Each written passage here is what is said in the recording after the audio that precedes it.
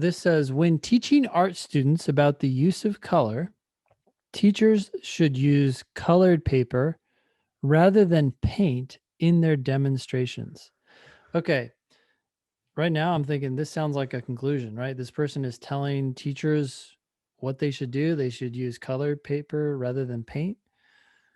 Um, I'm expecting evidence as to why they should do that.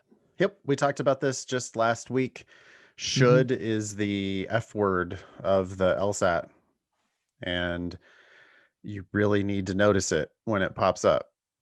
Yep. It's the most important word in that sentence. They're all important, but the word should is really, really important there because the speaker is telling someone else what to do. And in my head, I'm visualizing colored paper, literally that like kind of rough paper Construction paper. and construction paper and paint. And I'm saying, okay, they're preferring this one over that one. I don't know why, but I'm curious. Yeah, you're trying to teach students about red. I'm seeing the red, Mm-hmm. The teacher has two choices. The teacher can paint the wall red, or the teacher can hold up a piece of red construction paper. If that's your choice as a teacher of art students, this speaker says you should use colored paper rather than paint, which would you have any preconceived notions? Having not seen this question before, would you have any idea why? No, but right now I'm thinking, yeah, that makes sense to me because I don't want to go painting stuff. That just seems like a mess and Just work, right? messiness. Sure. For just the sheer messiness. Yeah. The school janitor is going to agree with this plan of like, let's get out the colored paper instead of getting out the actual paint inside the classroom. Okay. All right. And that's fine. That's perfect hypothesis to have, right? We're Mhm. just trying to make sure that we keep our footing here. Yep. Like what are we talking about? Oh, well, we're telling art students how to teach about color, Mm-hmm. and we should use the colored paper instead of the paint. Okay. Colored paper is preferable because it readily permits a repeated use of exactly the same color in different compositions, which allows for a precise comparison of that color's impact in varying context. Ah, okay. I'm not sure why paint wouldn't allow for this. Why wouldn't the paint be the same color? But maybe depending on what you paint on, it could change color. So I'm starting to get where this person is going, although I have some questions. Yeah, I'm imagining like a collage or something, if I cut out pieces of the red construction paper Hmm. and I put it into the collage, then it's not going to change color. The paper itself, right? Hmm. Presumably is going to stay the Yeah. same color. Yep. But if I was mixing paints on a canvas, that red paint isn't going to necessarily, it's going to mix with the blue paint. Yeah. I mean, it's like understandable. Oh, yeah. Especially if you have another paint. But there's part of me too that's just wondering, does it have to change color? Like, couldn't you do it so it's always the same? I don't know. But Yeah. I'm getting where they're going. And I think you have to accept this second sentence as a premise of the argument, right? So you have to Hmm. give them credit that this is a fact. For whatever reason, if I paint on a canvas, it might not always be the same color of red. Could be because of the background, could be because of mixing with other paint, could be because of the way the paint dries over time. The humidity in the room might affect the paint, right? I'm giving them all different reasons why the the color might not stay true if I used paint. True. I grant that it's a premise and therefore we should accept it as true. I just don't know if it's told us that you can't do this for paint. Right? It says that paper readily permits a repeated use of the Yeah, I mean, exact. it's just easier with paper for whatever reason. So, anyways, the next sentence, however, says with paint, however, it is difficult to mix exactly the same color twice, Okay. and the varying textures of the applied paint can interfere with the pure effect of the color itself, which is Oh. what you were talking about in terms of mixing, right? Yeah, I And guess what I mean to the say is textures. after that second sentence, it's that reading comprehension technique. right? After that second sentence, I was having a conversation with Hmm. the speaker. Like, oh, do you mean to imply that the paint, for whatever reason, and I was thinking about like 6 different reasons why maybe paint doesn't allow you to have this pure color effect, Hmm. which in the last sentence, they said similar stuff to what I was thinking. Yeah. Hard to mix the same color twice. That's not exactly what I said, but I get it. Paint is mixed and the color might not be exactly the same. I didn't think about the texture thing at all, but now I can see how, yeah, if you lay the paint on really thick, then there might be shadows in the paint changing the color. Apparently not the case if you just hold up the piece of construction paper. Yeah, and this this last sentence resolved my concern of like, well, does that mean that paint can't be the same? And it's like, look, it's difficult. So, Yeah, I get what you're saying. They were implying it in the second sentence, right? The second sentence hmm. is really literally just about colored paper. But they had Hmm. already said use paper, not paint. Hmm. And then they say a good thing about paper. Well, they must mean that that good thing doesn't apply to paint. Sure enough, in the last sentence, they say, "Yeah, here's the problems if you have paint." Yeah. My only concern with that is that on some of these harder questions, right, that's the rub. It's like, oh, but we don't know that's true for that thing. And people get upset because they're like, well, that's what I thought it said, but that was the conclusion. So, we don't know that for sure. Right. Okay, and then Uh, again, wrapping it all up, what yep. was the conclusion of this argument? Teachers who teach art students about color should use colored paper rather than paint. And why? Because it doesn't change color, and paint likely will. Perfect. Yep.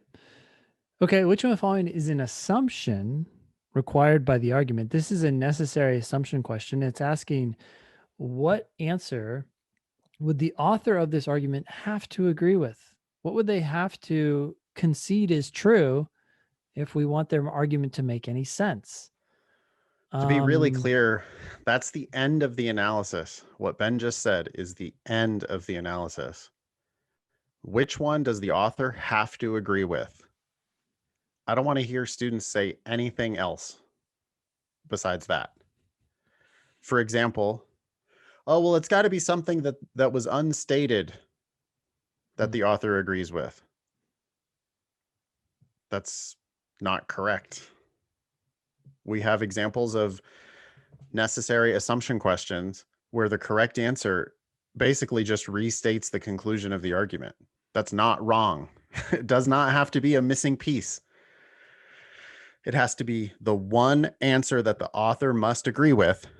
And if an answer looks like it's restating their conclusion, or if it looks like it's restating a premise, that's the answer because the author has to agree with it. Students get themselves all kinds of twisted up on necessary assumption questions because they overcomplicate it. yeah. You got to treat this like a must be true question. One of these 5 things the author has to agree with. That's it. Okay. So, one thing I'm thinking right now before I even go into the answer choices is that if you boil this argument down to its core, it's like, hey, use paper over paint because paper stays the same color. It allows for exact comparisons with, or it allows for comparing things with the exact same color. Yep. Okay.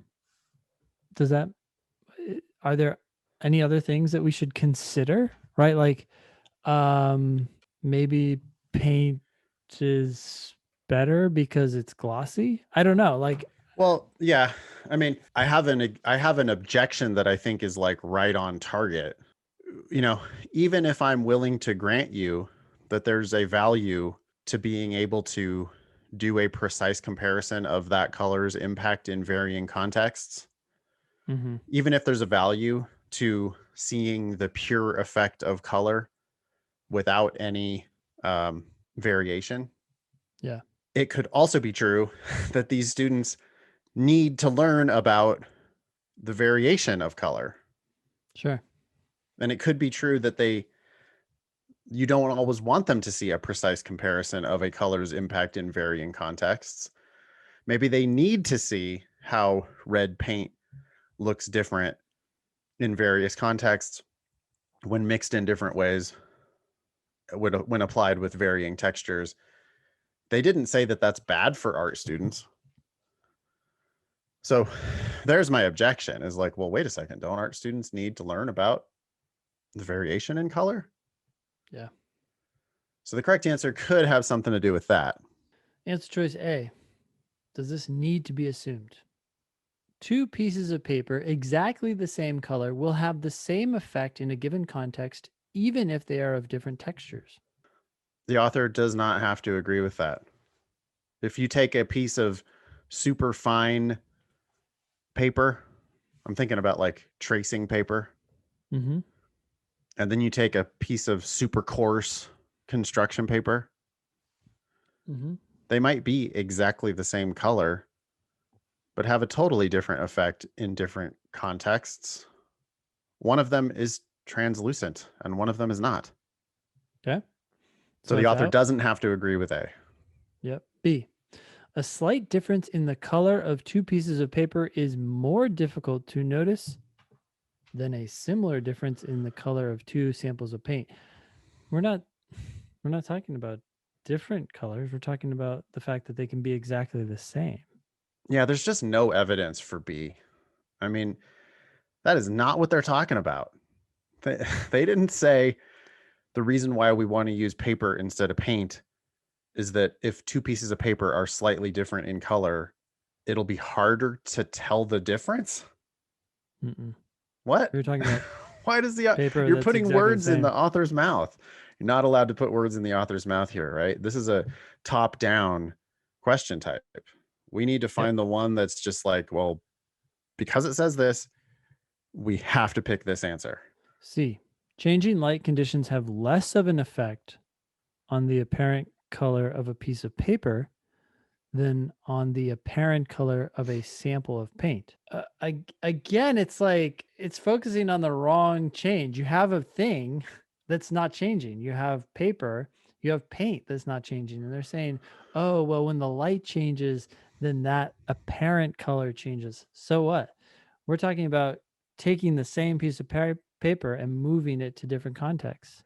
We're looking for the one that the passage proves the author has to believe.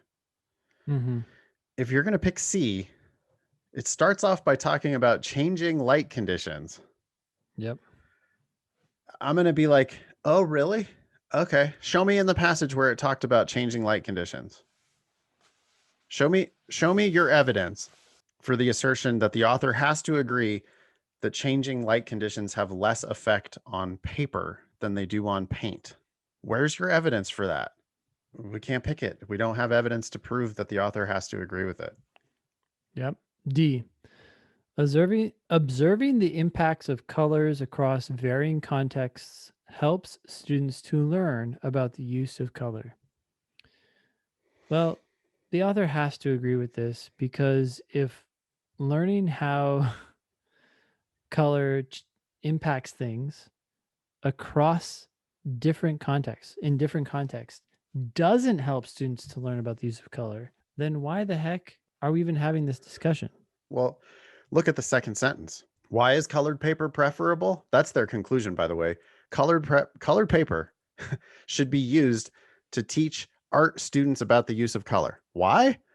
Oh, well, because it readily permits a repeated use of exactly the same color in different compositions, which allows for a precise comparison of that color's impact in varying contexts.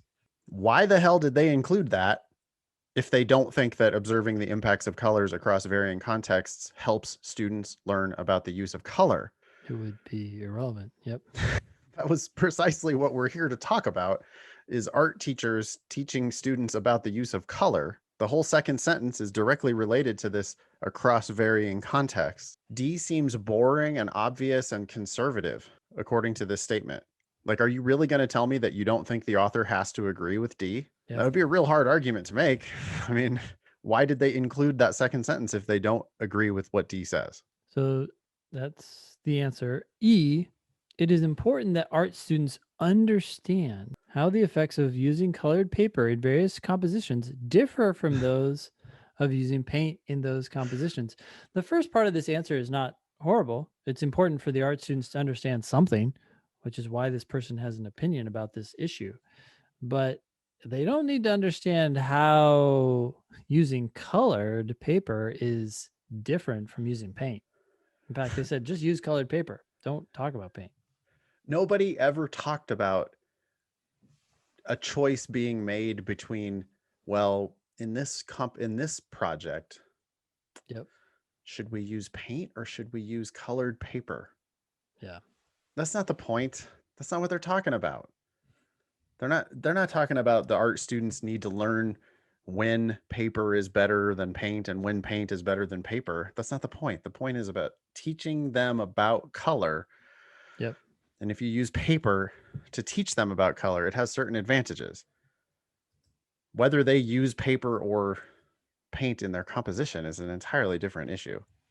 So the answer is D, and that's that. Answer's D. Yeah. Yeah.